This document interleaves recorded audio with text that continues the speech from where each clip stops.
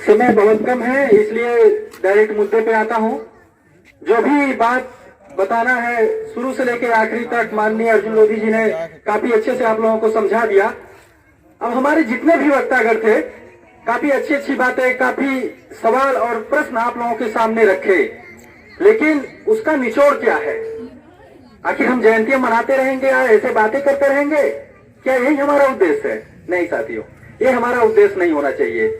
माननीय कांसीराम साहब क्या चाहते थे, महात्मा ज्योतिबा फूले क्या चाहते थे, बाबा साहब अम्बेडकर क्या चाहते थे, हमें उस पर ध्यान देना होगा कि वो क्या चाहते थे, हमें उसको पूरा करना होगा। तभी तो हम कहते हैं बाबा साहब आपका मिशन अधूरा और हम सब मिलकर करेंगे पूरा। मिशन क्या है, हमें मिशन समझना होगा साथियों, तब जाके हम ये जयंतियां मनाना सार्थक होगा। नहीं तो ऐसे जयंतियां हजारों जगह मनाई जा रही हैं, उसका कोई मतलब नहीं होगा साथियों।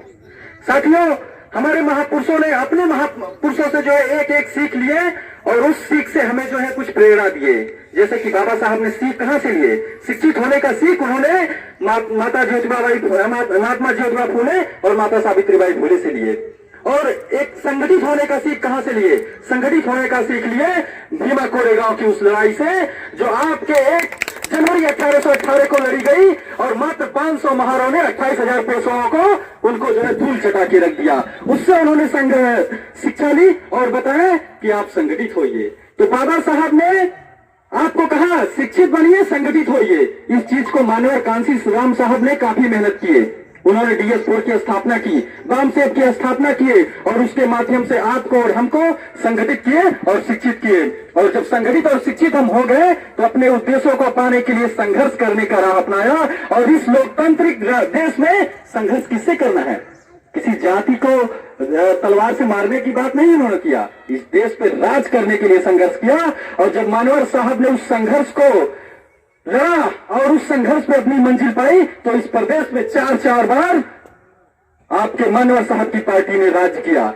और जब राज्य किया तो इस प्रदेश को बहुजन महापुरुषों के विचारों पर आधारित प्रदेश बनाने का कार्य किया। आपको अगर विश्वास नहीं होगा तो कुछ कार्य आप जान लीजिए। हमारे आज जिनकी हम जयंतियां मना रहे हैं, माता सावित्रीबाई फूले के नाम पर माननीय बहन कुमारी मायावती जी ने चालू किया माता सावित्रीबाई फूले बालिका योजना, जिसके तहत सब लोगों को साइकिल मिलता था। जो 12 पास हो जा रही है, 10 पास हो जा रही है, 25,000 रुपए मिलता था। फिर उसके बाद बसपा ने अपने दूसरे शासनकाल में, जब 1997 में बसपा की शासन आई, तब माता सावित्रीबाई फूले के जो पति थे महात्मा ज्योतिबा फूले, इनके नाम पर रुहेलखंड यूनिवर्सिटी का नाम महात्मा ज्योतिबा फूले रुहेलखंड यूनिवर्सिटी करने का नाम किया। इसके अलावा जो हमारे बहुजन महापुरुषों का सपना था कि इस देश में समता मूलक समाज की स्थापना हो, इसके लिए आप देखिए हमारे बहुजन महापुरुषों को फिर से इस प्रदेश में माननीय कांसीराम के संघर्षों की बदौलत इस प्रदेश में फिर से अपने बहुजन महापुरुषों को जीवित करके रख दिया। और उसी की बदौलत आज हम सीख लेकर माता सावित्रीबाई फूले की आज जयंती मना रहे हैं। साथियों, हम नहीं मनाते अगर ये काम नहीं हुआ होता तो कोई जानते आती सत्ता में रहते, जैसे कि तमाम लोग सत्ता में आए, लेकिन बहुजन महापुरुषों का इतिहास कभी जागृत नहीं हुआ। अगर बहुजन महापुरुषों का इतिहास दोबारा हम लोग मना रहे हैं, दोबारा जान रहे हैं, तो इसका सबसे बड़ा श्रेय जाता है माननीय कांसीराम साहब को। साथियों, उद्देश्य आप लोग समझ गए होंगे। अभी हमारे तमाम साथियों ने कहा कि संविधान खत्म हो चुका है, मनुस्मृति लागू हो चुका है, लेकिन इस मनुस्मृति को रोकेगा कौन? क्या हम ऐसे छोटे छोटे संगठन बना के मनुस्मृति रोक देंगे? नहीं रोक पाएंगे जब तक हम सत्ता में नहीं पहुंचेंगे। और आपको पता है सत्ता में कौन पहुंच कर इस मनुस्मृति को खत्म करने का काम करेगा? साथियों, मनुवादियों में बहुत हड़कंप मच गई थी जब 4 बार सत्ता में बहुजनों का शासन आया, क्योंकि उन्होंने देखा कि यही पूरा प्रदेश जो है बौद्धमय हो गया है।